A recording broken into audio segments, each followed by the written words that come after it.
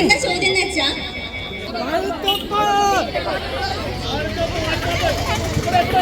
വാഴ ചുട്ട് താഴെ ആ വാഴച്ചോട് അത്രയും സ്പെഷ്യൽ ആയിരുന്നു. ഫുൾ ഇഷ്ടമാണോ?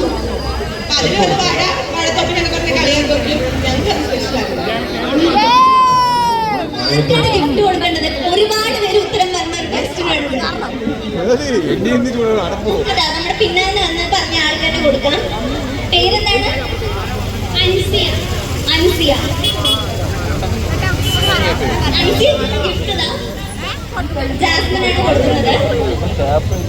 എല്ലാവരും ഒരു കയ്യടി കൊടുത്തേ.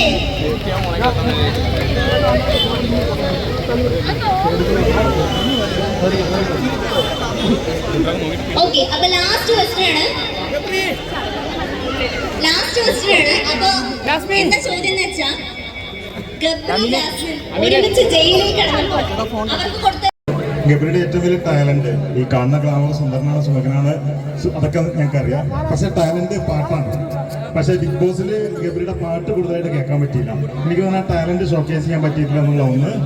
രണ്ട്, ലാലേട്ടൻ ചീത്ത പറയുന്ന സമയത്ത് ഗബ്രി ഭയങ്കരമായിട്ട് വാടി പോകുന്നതായിട്ട് കണ്ടിട്ടുണ്ട്. ജാസ്മിൻ ആ പ്രശ്നമല്ല, ജാസ്മിൻ വളരെ കൂളാണ് ഹാൻഡിൽ ചെയ്യുന്നത്. ഒന്നത്. രണ്ടാൾക്കും ഏറ്റവും കൂടുതൽ സ്നേഹമല്ല റെസ്പെക്റ്റ് തോന്നിയ കഥാപാത്രം അവിടെ ഉണ്ടായിരുന്ന ആരോടാണ് റെസ്പെക്ട് തോന്നിയത്? രണ്ട്, ഗബ്രി എന്തുകൊണ്ട് പാട്ട് ഷോക്കേസ് ചെയ്തില്ല എന്നുള്ളൊരു ക്വസ്റ്റ്യനാണ് ചോദിക്കാറ്. ആദ്യം തന്നെ പാട്ടിൻ്റെ കാര്യം പറയാം. ഞാൻ അങ്ങനെ പാട്ട് പാടുന്ന ഒരാളല്ല.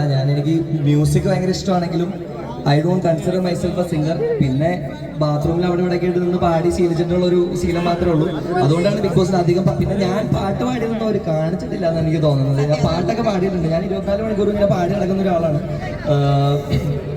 പിന്നെ എന്താണ് വേറെ എന്താണെന്ന് ചോദിച്ചതല്ല, ലാലേട്ടൻ എന്തോ കാര്യം ചോദിച്ചു. ലാലേട്ടൻ ചീത്ത പറയുമ്പോൾ അത് ഞാൻ എങ്ങനെയാ പറയാം? അത് നമ്മൾ ജനിച്ചപ്പോൾ തൊട്ട് കണ്ടു വളർന്നൊരു മുഖം, നമ്മൾ അത്രയും സ്നേഹത്തോടെ അത്രയും ആരാധിച്ച് കാണുന്ന ഒരു മുഖം നമ്മുടെ മുമ്പിൽ നിന്ന് നമ്മുടെ പേര് പറഞ്ഞ് ചീത്ത വിളിക്കുമ്പോൾ ആരാണെങ്കിലും കിളി പോകും. ആദ്യത്തെ ആഴ്ച ഞാൻ ഇരുന്ന് പോയതാണ്. അതിനുശേഷം പിന്നെ പറഞ്ഞ അതൊരു ശീലമായി കഴിഞ്ഞപ്പോൾ ഓക്കെ വന്നു.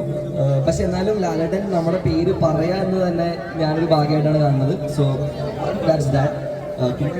ഓക്കെ, ഏറ്റവും റെസ്പെക്ട്ഫുൾ ആയിട്ട് തോന്നിയിട്ടുള്ള ഒരാൾ എനിക്ക് ബിഗ് ബോസിൽ ചെന്നപ്പോൾ തൊട്ട് ആദ്യം തൊട്ട് ഏറ്റവും റെസ്പെക്ട്ഫുൾ ആയിട്ട് തോന്നിയിട്ടുള്ളത് അതിൻ്റെ ഒരു ക്രൂ മെമ്പറിനെയാണ്. അത് ഞങ്ങൾ കഴിഞ്ഞതിന് ശേഷം ഞാൻ എൻ്റെ ഇൻ്റർവ്യൂ സ്റ്റേജിൽ പരിചയപ്പെട്ട ഒരാളാണ്. അതിനുശേഷം ഞാൻ എവിക്ട് ആയതിനു ശേഷമാണ് ആളോട് സംസാരിക്കുന്നത്.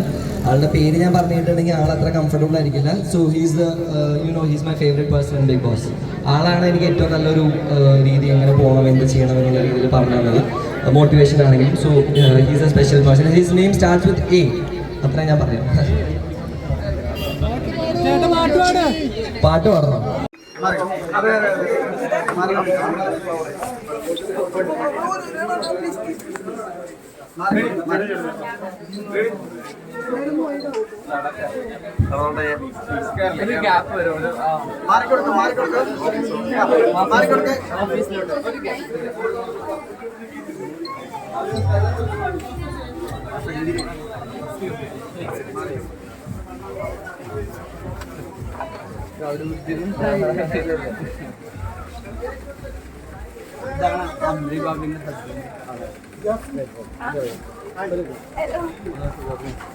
ഒരു ക്യാപ്പ് വരും.